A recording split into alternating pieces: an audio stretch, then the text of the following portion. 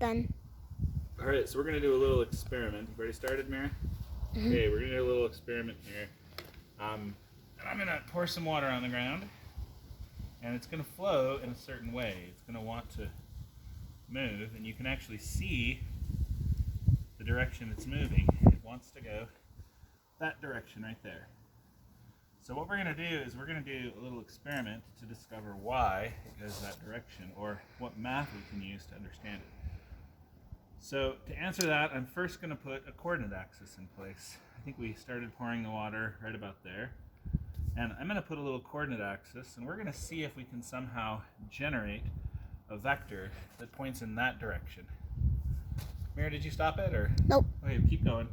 All right, so we're going to generate a vector that kind of points that direction. And to do that, we're going to use a level and something to measure heights. So that's what we've got. And I think I put the wrong one in place, no worries. My coordinate system, I'll put the x-axis going that direction. I'll put the y-axis going that direction. Doesn't really matter.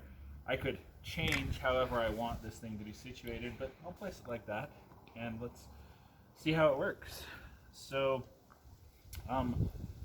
with that said, let's start doing some measurements. So we're going to find the slope in the x direction. So in this direction right here, we're going to find a slope. Now, ahead of time, this ruler is about 40 centimeters long.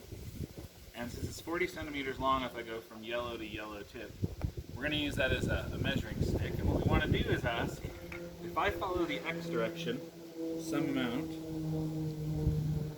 how much does it drop in height? We call it the z direction. I want to find out how much it drops. Well, to answer that, I'm going to have to hold the level up so it's level. And then I'm going to have to take this and stick it in place and make sure it's on the millimeter measuring.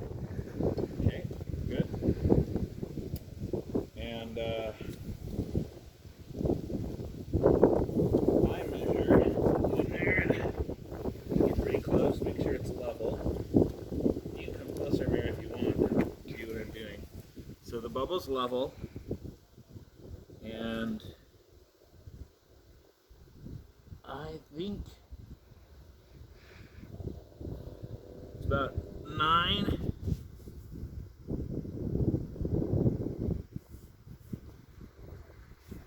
Oh no, sorry. 12 millimeters. So I think it was about 12 millimeters that it dropped. So when we go 40 centimeters, we drop 12 millimeters. All right, so we'll keep track of those numbers later. Now I need to do the y direction. In the y direction, I'm going to do the same thing. But in the y direction, I can lift that direction. It does fall just a tad. So it's level right there. So let's do the same measuring. And I'll come and we'll measure that one as well. See if I lift it up a tad. Whew. Then I put the little measuring device in place.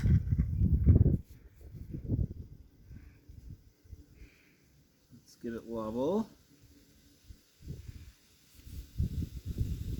To me, that's, I think, about 5 millimeters is how much it dropped. Okay, so what we're at is there was a drop of 12 in this direction and a drop of 5 in that direction. So 12 and 5. Let's see, if we came out 12 units in, say, this direction, that puts me to about right there, 12. And so that'll get me, let's use some tape, 12 right there. Okay, and it's this edge of the tape right here. And now we need to go 5. Go 5 in this direction. And 5 would put me, I don't know, right there. So if I look for where those two things intersect, they'll intersect, I think, in that point. And if I now take my little ruler and connect from the origin to the point I created, we just made the vector that's describing the flow of the water. By measuring in one direction and another direction and getting the changes in height, I was able to construct a vector that instantly told me the direction the water should flow. And that's it for the video. I'll talk to you more about it inside.